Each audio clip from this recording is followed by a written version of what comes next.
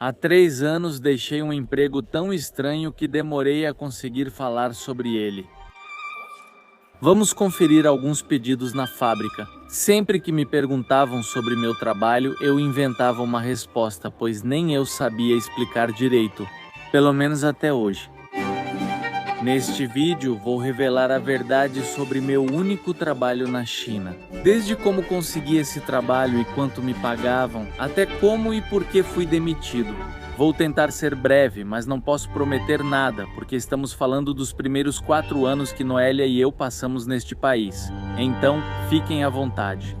Antes de contar nossa história, preciso falar sobre algo que mudou minha vida. Vocês vão notar isso ao longo do vídeo. No primeiro emprego que tive na China, enfrentei muitas dificuldades e obstáculos que em determinado momento me colocaram em um lugar bastante sombrio. Não era pelo trabalho ou pelo local, mas porque o cargo não combinava com minhas habilidades e personalidade, por isso permaneci pouco na empresa. Foram 3 anos e meio desafiadores. Apesar dos desafios, Noélia e eu nos fortalecemos e ganhamos motivação para realizar tudo o que fizemos. Desde então e neste momento tenho certeza de que há muitas pessoas que ao ver este vídeo vão se identificar com a sensação de estar em um trabalho que realmente não tem nada a ver com você como pessoa. Ou que é tarde para mudar. Hoje há muitas opções graças à internet e ao mundo digital. Antes de contar essa história, é importante explicar por que minha família e eu ficamos tão obcecados por esse país. Tudo começou em 1998, quando minha mãe ficou obcecada pela arte oriental do Feng Shui. Essa é uma disciplina voltada para manipular e entender as energias do universo, de forma que você possa transformar seu presente. Eu não entendo muito disso. Procurem na internet. Na época, minha mãe queria fazer um curso de Feng Shui e achou um no sul da China. Por isso, tanto ela quanto meu pai fizeram uma viagem de mais ou menos 1 mês e meio, na qual visitaram alguns dos lugares mais importantes do país. A partir daí, meus pais retomaram uma obsessão indescritível, presente em toda refeição, reunião e jantar de família. Meus pais sempre diziam que a China era o futuro, um dragão adormecido, e nos contavam histórias sobre o país. Se quiséssemos ter sucesso, teríamos que aprender o idioma e nos mudar para lá por oportunidades.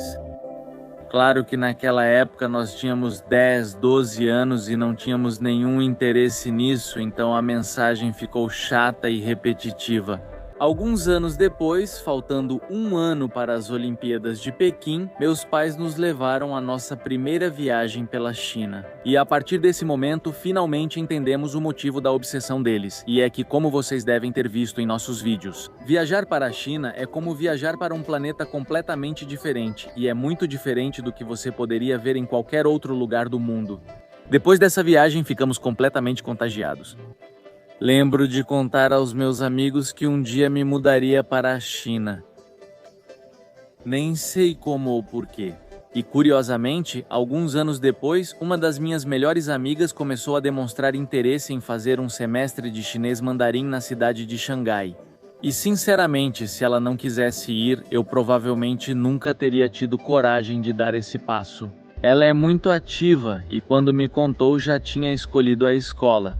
A carta de admissão já tinha todos os detalhes e tudo o que precisei fazer foi acompanhar. E a próxima coisa que soube é que já estava na cidade de Xangai.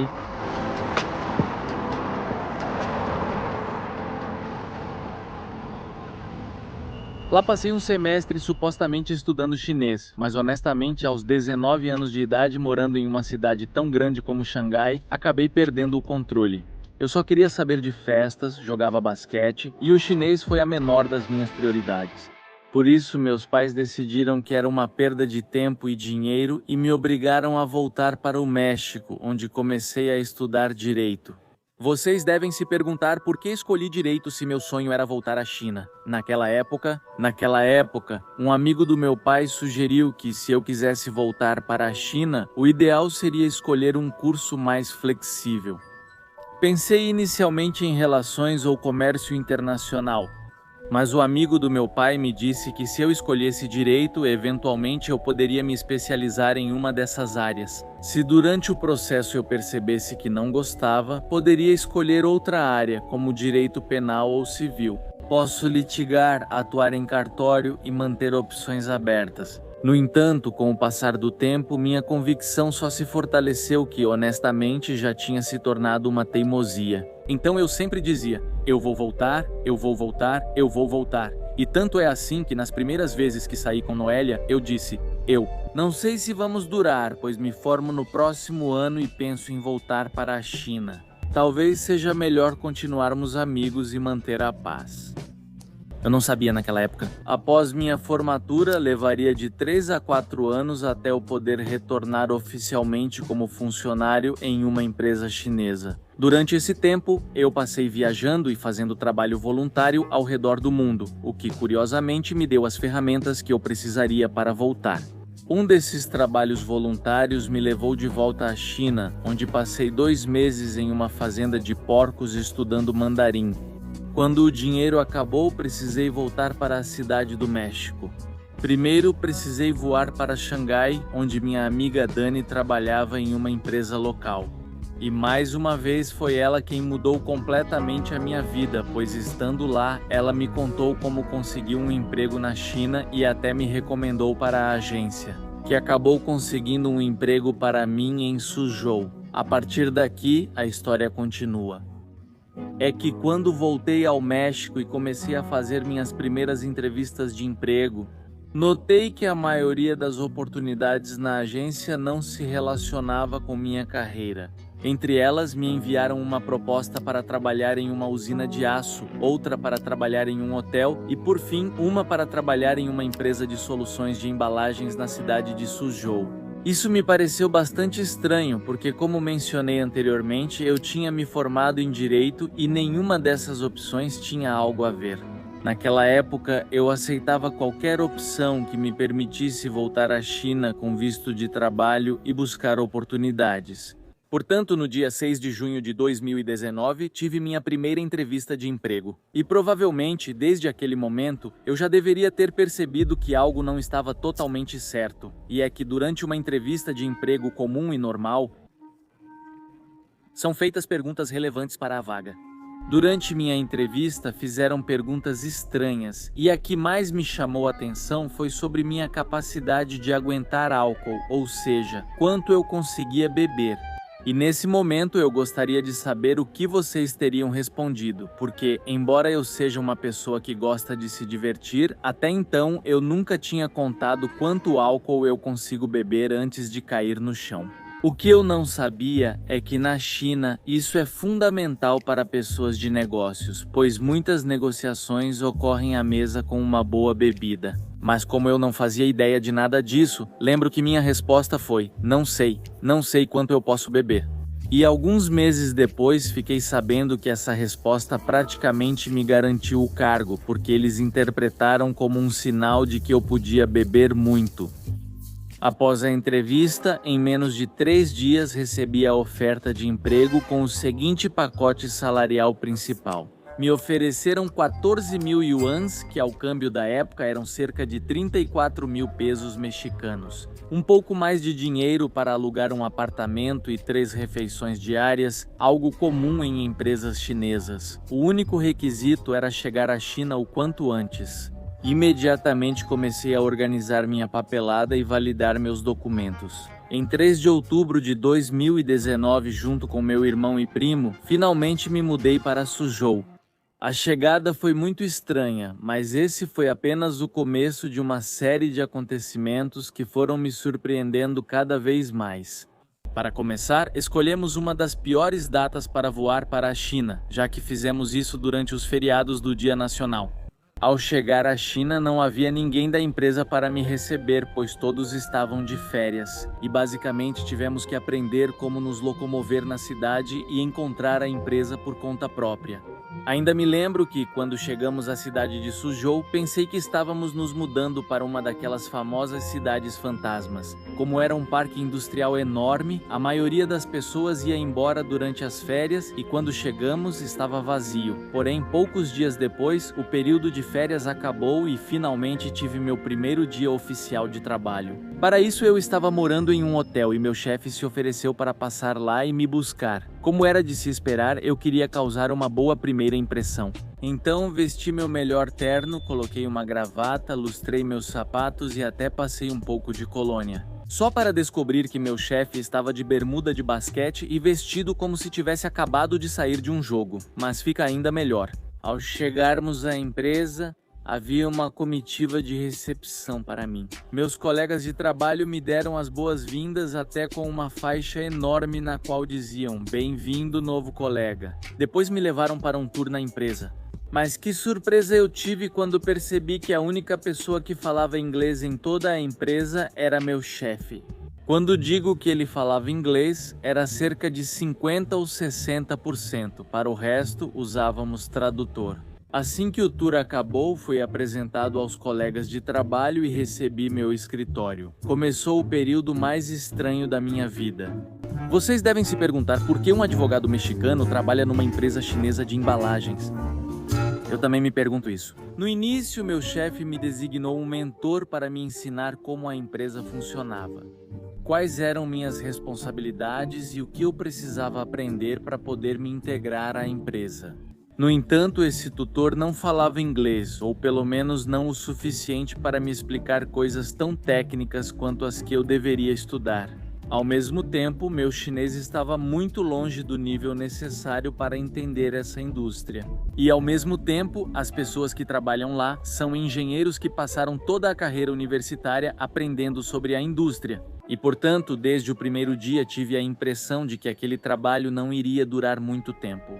Desde a primeira semana, busquei alternativas, enviei currículos e contatei a agência novamente. Mas ela já não quis mais me ajudar porque eu ainda não tinha pago a comissão. E é que, para que ela me encontrasse aquele emprego, combinamos que eu pagaria para ela meus 3 primeiros meses de salário. E claro, não era bom para ela que eu mudasse de emprego antes de quitar os custos, então só me restou apertar o cinto. Estudar chinês de 4 a 6 horas diárias e praticar com colegas de trabalho. Nessa situação, vocês devem pensar que seria fácil aprender, pois estão no ambiente certo e podem praticar com qualquer um. É importante lembrar que meus colegas não eram pagos para me ensinar, estavam ocupados com seus próprios afazeres. Os chineses têm um ritmo de trabalho intenso e, com o tempo, percebi que estava virando um estorvo. Quando eu descia no almoço e tentava conversar com colegas de trabalho, nos primeiros dias eles tinham paciência comigo, me respondiam, sentiam curiosidade e me faziam perguntas. Mas com o passar das semanas a novidade foi desaparecendo. Conversar comigo acabou se tornando um incômodo. Porque os chineses descem no almoço, comem rápido, circulam pela empresa e tiram uma soneca para recuperar as energias. No entanto, a pessoa azarada que acabasse sentando perto de mim praticamente tinha que virar meu professor durante toda a hora do descanso. E por isso, com o passar dos dias, fui percebendo que meus colegas de trabalho me evitavam e, com o tempo, eu passei a evitá-los também. Na verdade, lembro que chegou um ponto em que eu nem descia mais na hora do almoço e esperava todo mundo terminar de comer. Eu pegava meu pote, me servia e comia sozinho no escritório. Mas nem tudo era ruim, pois, embora na empresa eu não pudesse falar com meus colegas fora do expediente, comecei a fazer um grupo de amigos mexicanos com quem me dava muito bem. Na verdade, ainda me lembro que chegamos a comemorar o Halloween, o Dia dos Mortos. Fizemos algumas coisas por aí e, portanto, eu só precisava sobreviver às minhas 8 horas de trabalho para depois poder sair e me divertir como qualquer pessoa faria. Mas então a pandemia estourou e as coisas ficaram muito piores. Depois disso, a maioria dos meus amigos voltou ao México e, com o fechamento das fronteiras da China, não puderam retornar. Mas além disso, começaram as quarentenas e as restrições, os shoppings fecharam.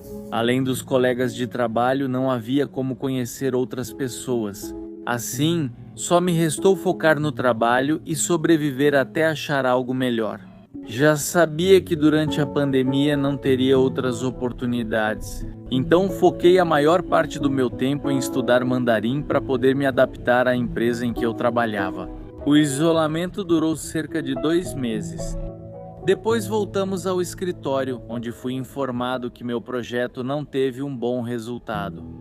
Então precisavam me encontrar um novo, e foi aí que me designaram para o departamento de vendas. Inicialmente achei positivo, pois entrei naquela empresa para ser treinado como gerente de contas-chave. A empresa planejava abrir uma fábrica em Tijuana e queria que eu cuidasse da relação entre o escritório central e a unidade no México. No novo cargo, tudo era mais claro, encontrar clientes. Porém, a empolgação acabou logo, pois meu chefe me apontou em algumas sessões de treinamento que eram completamente em mandarim.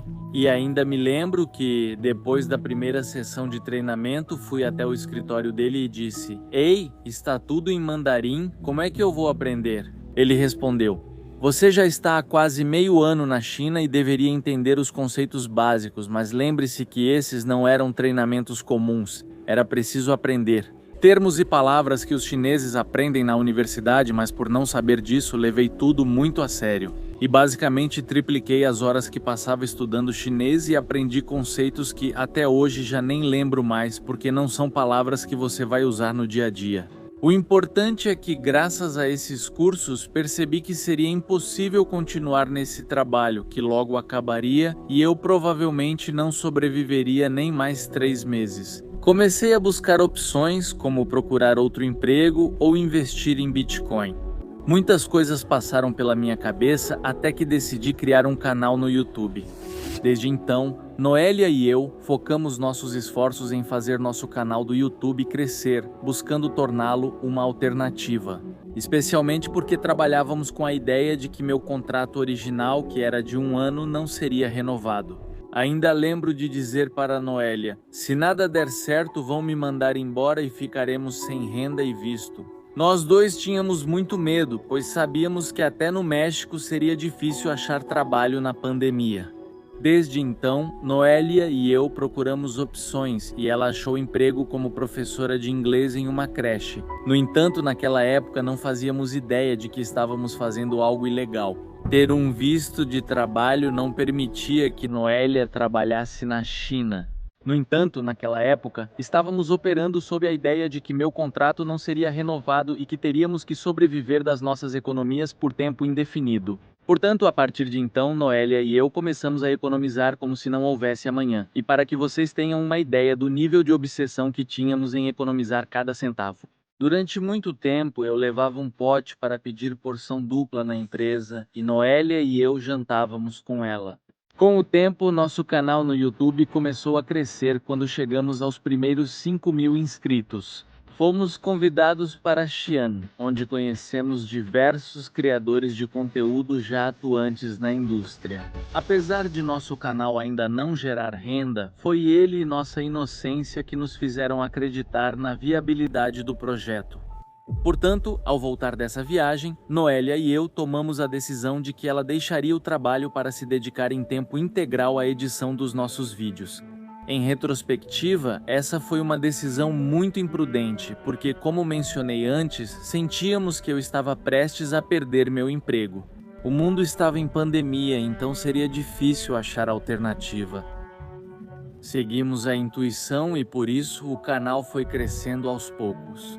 Surpreendentemente, quando o canal começava a ganhar tração, me chamaram para renovar meu contrato. Ainda me lembro que fiquei impactado porque até então eu realmente não tinha tido uma utilidade real para a empresa. Na minha visão, nosso relacionamento não tinha futuro.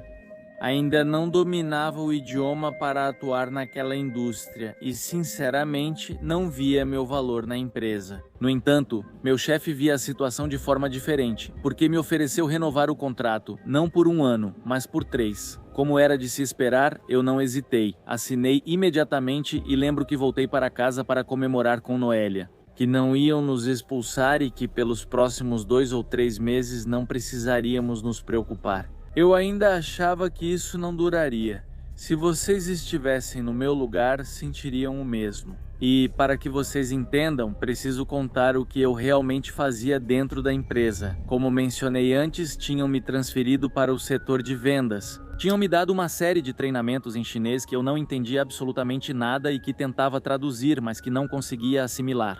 No entanto, a partir da assinatura do meu segundo contrato, começaram a me dar mais tarefas, entre elas decorar todas as informações da empresa em inglês.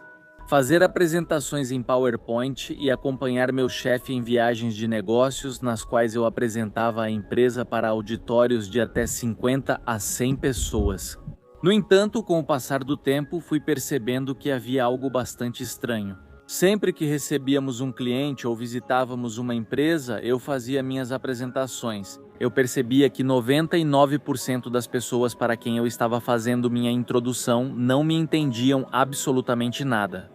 E é que essas apresentações normalmente eram seguidas de jantares de negócios, nos quais era preciso beber, geralmente socializar com os clientes. Aos poucos percebi que essa era a minha nova função. Na verdade, eu não estava ali para apresentar nada, mas apenas para estar presente, como uma entidade corporativa, como uma forma de chamar a atenção do nosso cliente. No começo, isso era apenas uma suspeita, mas com o passar do tempo fui percebendo que me davam tarefas completamente irrelevantes. No início tentei cumprir tudo, mas percebi que muitas vezes meu chefe nem lembrava do que havia pedido. Ele não revisava meu trabalho, eu faltava e ninguém notava, então aceitei a verdade. Eu era apenas uma mascote corporativa sem futuro na empresa. Além de beber nos jantares de negócios e ajudar meu chefe a se destacar, esses jantares são um fenômeno. Praticamente, meu papel nelas era servir de escudo para que meu chefe não ficasse bêbado e fazer parte do entretenimento. Apesar de parecer simples, ser pago para sair e festejar com empresários não é fácil. A verdade é que acontecem com tanta frequência que às vezes nem dá tempo de se recuperar. Além disso, a pressão para beber pode ser muito forte. Uma vez Noélia teve que me ver chegando nos braços de um colega de trabalho cujo nome nem lembro. Como vocês imaginam, essa situação era insustentável. Por isso, Noélia e eu decidimos redobrar nossos esforços no YouTube até que, eventualmente, nosso projeto começou a decolar. Isso significava que eu precisava descuidar mais do trabalho, não podia ir às viagens de negócios e tinha que inventar doenças para gravar e aceitar os primeiros convites para eventos de criação de conteúdo.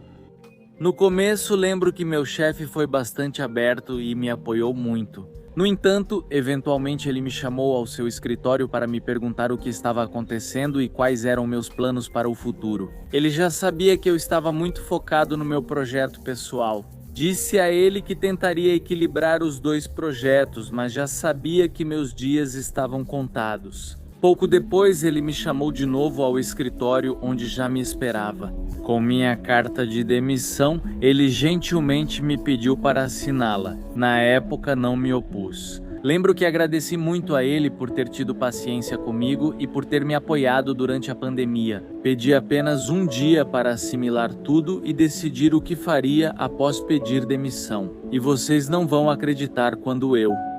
Naquela mesma tarde, durante uma partida de futebol, tive um acidente em que quebrei o pé direito e, ao ir ao médico, descobri que precisaria de uma cirurgia. No dia seguinte, não pude assinar a demissão. Depois liguei para minha mãe para contar que havia sido praticamente demitido e que eu precisava de uma cirurgia em um país cujas regras eu não entendia. Ela me disse: "Não, espera, não assina nada. Eles não podem te mandar embora. Agora que você precisa dessa cirurgia, peça ao seu chefe, por favor, que te dê alguns meses para se recuperar, porque o processo de recuperação dessa cirurgia é de 4 meses. Durante uma ligação com meu chefe, contei a situação, disse que precisaria de cirurgia e, felizmente, ele se dispôs a me apoiar. Ele disse que pelos próximos 4 meses eu seguiria recebendo salário e manteriam meu visto até o fim do ano. Graças a isso eu não li. Eu tive o tempo necessário para voltar ao México para reestruturar tudo o que estávamos fazendo, para nos casarmos e para buscar uma alternativa. E se alguma vez vocês já foram demitidos ou pediram demissão do trabalho ou tentaram empreender em algum projeto, provavelmente entendem o sentimento de solidão ou de vazio que vem quando você tem que começar a se virar sozinho. Esse sentimento tomou conta de mim e da Noélia. Na escola, ninguém ensina a gerenciar tempo, cuidar das finanças ou administrar um negócio, habilidades essenciais para quem trabalha por conta própria. A partir desse ponto, Noélia e eu tivemos que nos virar sozinhos e encontrar uma maneira de poder ficar no país. Durante a transição, conhecemos donos de uma escola que nos convidaram para estudar chinês por um ano nas montanhas de Yangshuo. Graças a eles, conseguimos um visto de 365 dias para ficar no país e depois abrimos nossa empresa. E o resto é história. Mas para mim é muito bonito lembrar daquela época porque, honestamente, não foi fácil. Foram tempos solitários em que Noélia e eu não tínhamos amigos e só trabalhávamos. Seja no canal, na escola de educação infantil ou preparando as apresentações que eu tinha que fazer para a empresa. No entanto, olhando para trás, percebo que, se não tivéssemos passado por todas essas coisas, provavelmente nunca teríamos chegado ao ponto em que estamos hoje. Quero aproveitar este vídeo para lembrar que se estiverem em um momento difícil, isso provavelmente é só uma transição para algo melhor. E é que sem lama não há lótus, pois essa flor não pode crescer sem a lama, que é considerada algo sujo, algo fedorento, algo indesejável. Mas é justamente aí que nasce uma das flores mais belas e veneradas do mundo. Por fim, quero lembrar a vocês que, se estiverem interessados em explorar alguma oportunidade que permita trabalhar de qualquer lugar do mundo, escaneiem este QR Code para entrar no grupo do WhatsApp e receber a primeira lição sobre nomadismo digital. Esperamos que isso se torne o primeiro de muitos passos que permitam a vocês conquistar o trabalho dos seus sonhos. Então lembrem-se disso. Se vocês enfrentam dificuldades, estão em uma fase de aprendizado que levará a um futuro melhor. Quero encerrar o vídeo com um agradecimento profundo a cada um de vocês, especialmente se estiveram conosco desde as primeiras horas. O que muitas vezes parecia um sorriso, na verdade era desespero disfarçado. E se não fosse por todos vocês e pelo apoio incondicional que nos deram, jamais teríamos chegado onde estamos hoje. Tudo bem, até o próximo vídeo curto ou transmissão. E daqui da minha bela cidade de Metepec mando um forte abraço para vocês e desejo o melhor dos anos em 2026.